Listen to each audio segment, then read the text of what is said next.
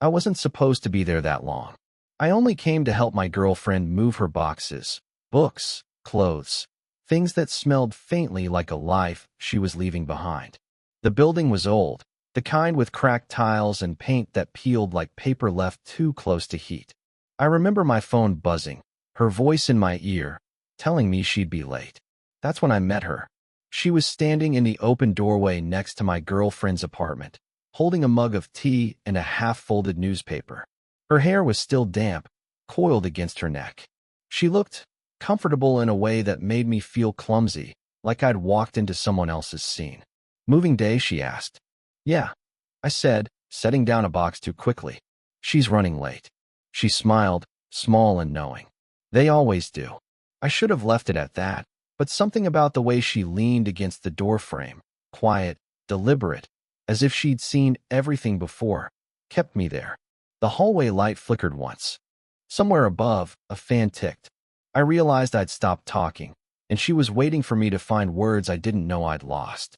"You must be exhausted," she said, stepping closer, just enough for me to smell something faintly citrus, clean. "Do you want water?" I almost said no, but her tone wasn't casual. It was careful. "A test, maybe." I nodded. Inside her apartment, the air felt cooler, quieter. Books stacked everywhere, half-finished sketches on the table, a candle still smoking. She moved easily through the space, barefoot, confident in every gesture. The kind of presence that didn't need to fill silence. She made silence feel like a choice. When she handed me the glass, our fingers brushed. Barely, but it was enough to send something sharp through me. Awareness, not attraction. The kind that catches you off guard, makes you stand straighter, breathe slower. She noticed. I know she did. "So," she said, stirring her tea though it didn't need stirring, "you're the boyfriend." I hesitated. "Yeah, Rayhan." "Rayhan," she repeated, as if trying the name on her tongue.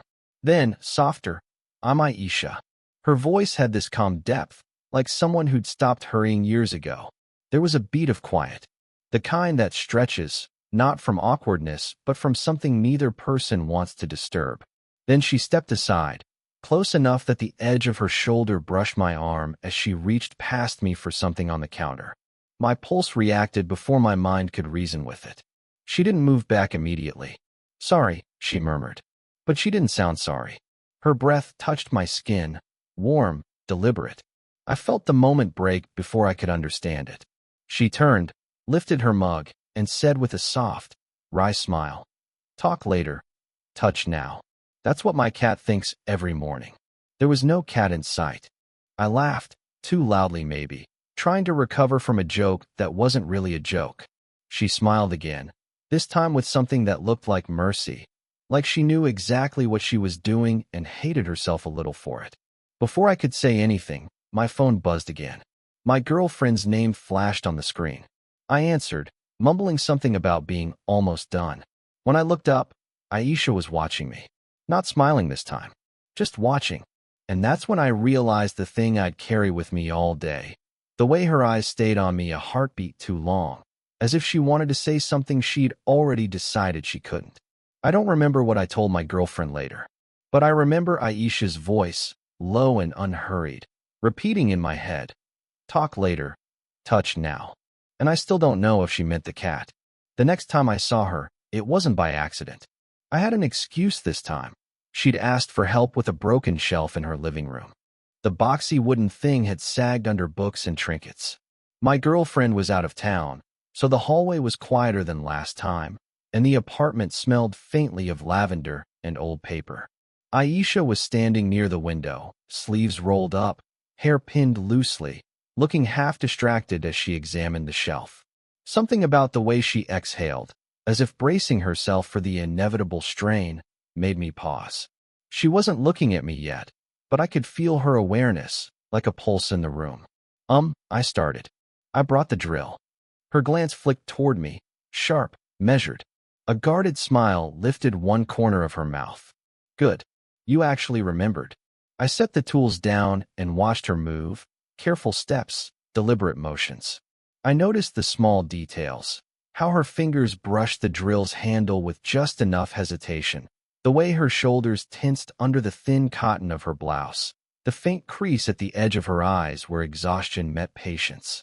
She laughed softly when she realized the top shelf wouldn't fit without tilting, a sound so light it almost disappeared into the quiet apartment. "Guess I overestimated this thing," she murmured, shaking her head. I stepped closer, ready to adjust the shelf, and she caught my hand mid-motion. Not in a stop, exactly. More like a pause, as if unsure she should let anyone touch this corner of her world. "Wait," she said, voice quieter than the last time. Her gaze flicked to mine, then away. I'm not great with, tools. Or company sometimes." The honesty hit me. Not the dramatic kind. Not the confessional, tearful kind. Just this small, hesitant truth, spoken without expectation. And I realized I wanted nothing more than to reassure her, even though it wasn't my place. I nodded, letting my hand hover near hers without moving it. "That's fine," I said softly. "We can take it slow." Her eyes flicked back to the shelf, then to me again, as if trying to gauge whether I meant it. She gave a half-smile, small and fleeting, and turned back to the shelf, her fingers trembling slightly as she adjusted a bracket. The quiet stretched between us, punctuated only by the soft scrape of wood and the distant hum of the city outside. I found myself noticing everything: the tilt of her head, the curve of her wrist, the way her laugh came in short bursts, almost like a secret she didn't want shared. At some point, she let out a sigh, low and unguarded, and for a moment I thought she might lean into me. She didn't, but the tension in the air did. It was subtle, like the charge before a summer storm, and I could feel it threading between us, unspoken and irresistible. I set the shelf in place finally, and she stepped back, brushing her fingers against mine almost imperceptibly as she did. Just a touch, accidental or deliberate, I couldn't tell. "Thanks," she whispered. Not loud enough for anyone else to hear, just enough for me. Her eyes met mine then, lingering a fraction longer than necessary, before she looked away, cheeks faintly flushed. And in that silence, I felt it, this gentle pull, quiet but undeniable. Like the universe had nudged us together, and neither of us knew what to do about it. The rain started just as I was leaving the repair shop, a slow, insistent drizzle that turned the sidewalk slick. I saw her through the fogged-up window of her apartment across the street, sitting on the edge of her sofa with a mug in her hands, her hair falling in damp strands over one shoulder. She wasn't expecting me. I wasn't sure she even wanted me to notice, but I couldn't stop myself from crossing the street. When I knocked lightly, she looked up, startled, and then softened in a way that made my chest tighten. "Rayhan," she said, voice low. "It's late." "I know," I said, brushing rain off my jacket. I thought I'd check if you were okay." Her laugh was quiet, almost embarrassed. "I'm fine." But the way she shifted on the sofa, one knee drawn up, fingers tapping lightly against the mug, betrayed her words.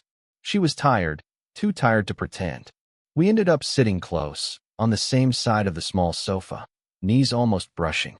I noticed the subtle things again, the faint tremor in her hands, the way her eyes lingered on mine for a beat too long before darting away. I wanted to reach for her hand, but stopped, unsure if it would be comfort or intrusion. "You hear that thunder?" she asked, though we both could. Her voice had this softness that made me forget how young I was, how I was meant to keep a distance. "I do," I said, and we fell into a kind of quiet that felt heavy with things neither of us said. She leaned back, stretching one arm along the back of the sofa, and for a moment, her shoulder brushed mine. I swallowed, telling myself it was nothing, but my heart disagreed. I wanted to move closer, to close the space between us, but the rational side of me screamed to hold back. Then her phone buzzed.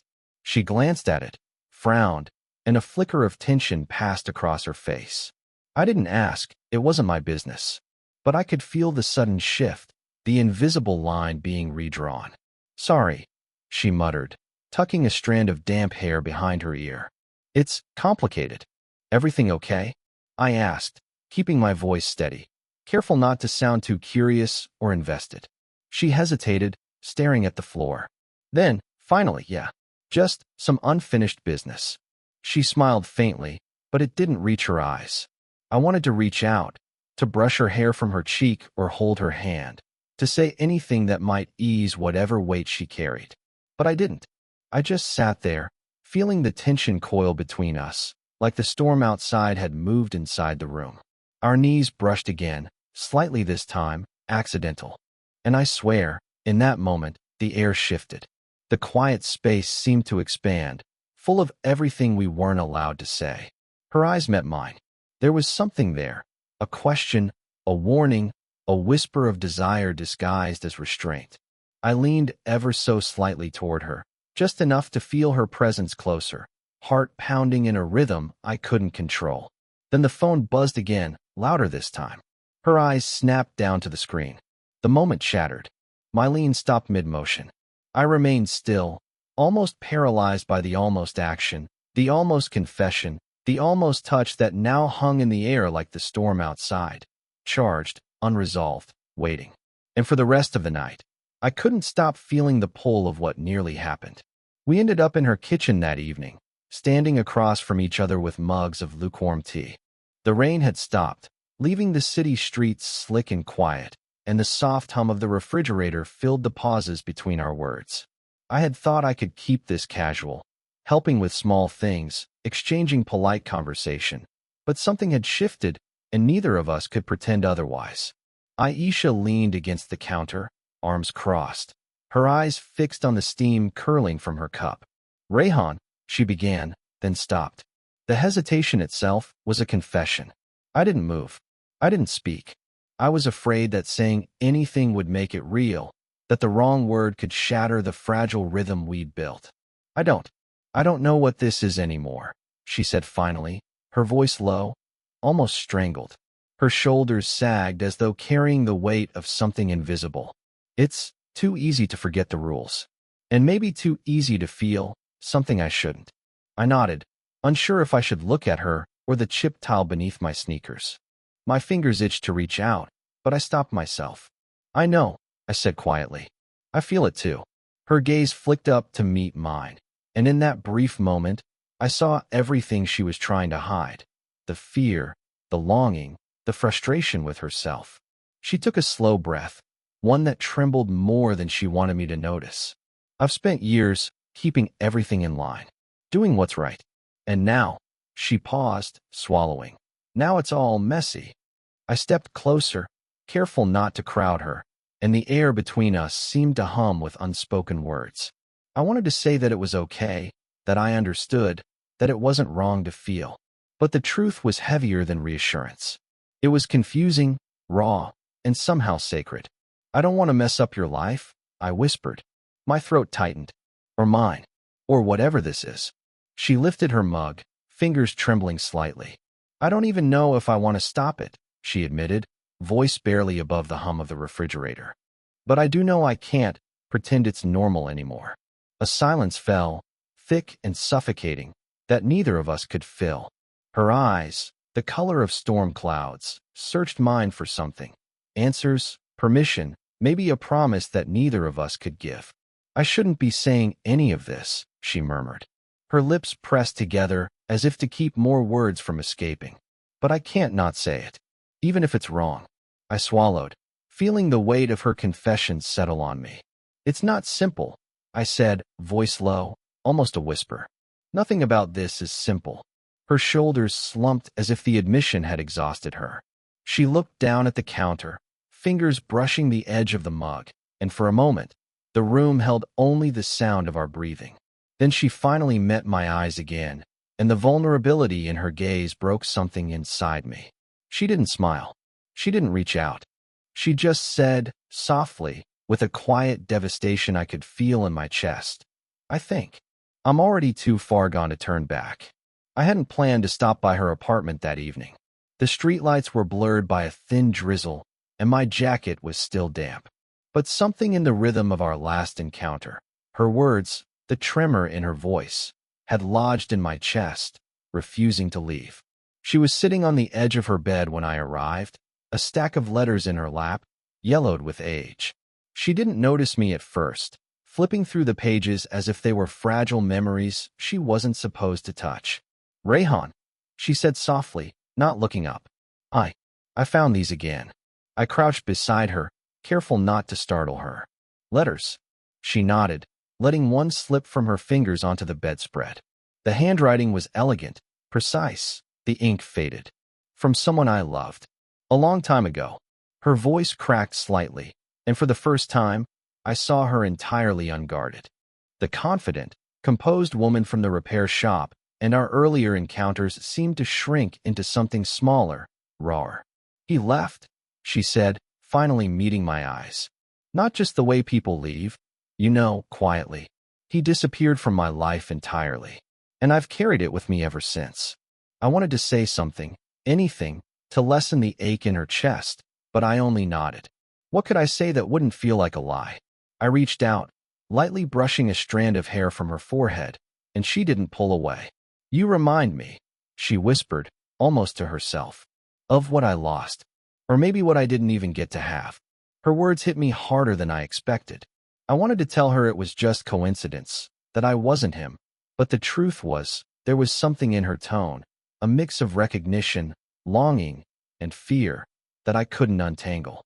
I stayed quiet, letting her pour out what had been trapped for years. The room smelled faintly of old paper and lavender, the kind of scent that anchors memories. She handed me one of the letters, letting my fingers touch hers for a heartbeat as we exchanged the fragile thing. Reading these again, it's like reopening a door I promised myself I'd never touch, she said. Her voice trembled, barely audible. And now, having you here, I felt a weight settle in my chest. Not discomfort, not fear, but something heavier, awareness. Awareness that this connection, this slow, unspoken thing between us, was layered with the ghosts of her past. And maybe, just maybe, I was one of those ghosts, walking through the door she hadn't fully closed. She looked at me then, eyes glistening, lips pressed together. I don't want to be hurt again. Not by anyone. But her voice faltered. I stayed still, letting the silence stretch, knowing that any word from me would either shatter her or comfort her, and I didn't know what she needed. Finally, she leaned back against the headboard, breathing slowly, as if measuring the weight of the past against the presence of the present. And then she said, almost like a whisper, almost like a confession to the empty room, I think I've been waiting for someone who isn't even supposed to be here. And in that soft, seismic moment, the air between us shifted, charged with history and desire and the fragile possibility of something new. The apartment smelled faintly of rain-soaked concrete and the faint trace of her lavender candle. I had come over under the guise of returning a book I'd borrowed, but neither of us mentioned the pretense. By the time I stepped inside, the tension from our last conversation had softened into something quieter, something patient, waiting for the right moment to settle. Aisha was sitting cross-legged on the sofa, her hair loose around her shoulders, a book resting on her lap. She looked up as I entered, and for the first time, there was no pretense in her gaze, no measured guard, no polite distance. Just recognition. Rayhan, she said softly, voice carrying the ease of familiarity. Hey, I murmured, setting the book down beside her. My fingers brushed against hers for a brief second as I did, accidental but deliberate enough to make us both pause. We didn't speak for a while, letting the quiet settle around us like a blanket. The earlier storms, literal and emotional, had passed, leaving only the hum of the city outside and the steady rhythm of our shared breathing. She tilted her head slightly, studying me without words, and I realized we had arrived at a place neither of us had rushed toward. We had acknowledged everything, the near misses, the confessions, the ghosts of her past, but now it was just us. You know, she said finally, a whisper of a smile tugging at her lips. This doesn't have to be complicated. Not anymore. I nodded, too aware of how much weight was carried in those few words. Yeah, I said. Not if we don't make it. Her hand shifted in mine, almost shyly, and the touch was enough to anchor all the tension that had built between us over weeks of silence, restraint, and stolen glances. I didn't pull away. Neither did she. We sat like that for a long moment, fingers intertwined, the kind of silence that speaks more than words ever could. No declarations, no promises, just acknowledgement, just presence. Aisha leaned back against the sofa, resting her head lightly against the backrest, and I moved closer, letting my shoulder touch hers. It was subtle, almost incidental, but in the quiet, it became everything. A confirmation that we belonged in the same space, that our connection, slow, deliberate, earned, was now undeniable. "I'm glad you're here," she said, almost as if testing herself, her voice low and sincere. "Me too," I replied, the simplest truth I could offer. The rest of the evening stretched on without hurry. We didn't talk about the past, the what-ifs, or the future. There was no need. Sitting together, the weight of everything we hadn't said suddenly seemed lighter. When I finally rose to leave, she didn't move. We shared a brief look, full of everything we had been through and everything we hadn't yet explored. I brushed her fingers gently with mine as I stood, and she gave a small nod, her eyes soft and certain. The door closed softly behind me, leaving the apartment still, warm, and somehow complete. And for the first time, I walked away without tension, without longing, without questions, only the quiet understanding that some connections, once allowed to exist, simply could not be undone. It's been months since that night, the night when silence said more than any words ever could. I still remember the weight of her hand in mine, the warmth of her shoulder against mine, the simple certainty that some things, once allowed to exist, couldn't be unmade. Looking back, I can see how much has changed. I'm quieter now, more aware of the spaces between people, of what's left unsaid and what can't be ignored. Aisha, she's lighter somehow, though not in a way that erases the past. She carries herself differently, more gently, as if she's finally allowed herself to belong in her own life again. We didn't need grand gestures or declarations. We just needed presence. That quiet, patient recognition that our connection was real, that it mattered, that it deserved its own space to breathe. And in letting it breathe, everything shifted, not overnight, not perfectly, but slowly, undeniably. I still catch myself remembering the small things, the tremor in her hands when she first let me help, the way she laughed when the shelf wouldn't fit, the way she said, "Talk later, touch now," in that half-joke, half-confession of hers. Those moments aren't just memories. They're reminders of what it means to care without demanding, to feel without needing to possess, to connect without fear. Love, I've realized, doesn't always arrive in explosions or climaxes. Sometimes it creeps in quietly, through shared silences, through gestures that feel ordinary until you notice the meaning behind them. And sometimes it stays, in the small spaces between two people who've learned how to be patient enough, careful enough, and brave enough to hold on without trying to control. Aisha and I, we've learned that. Slowly, imperfectly, and completely. There's still the faint echo of past regrets, the ghosts of what could have been, but they don't haunt us anymore. Instead, they remind us why this, what we have now, is worth every pause, every hesitation, every risk of being too human. I don't know where the future will take us. Maybe we'll grow closer. Maybe life will test us in ways we can't yet imagine. But for now, there's comfort in knowing that when the storm has passed, when the night is quiet, there's someone who understands you without explanation, someone who lets you exist fully, vulnerably, and safely in their presence. And maybe that's all love really asks for.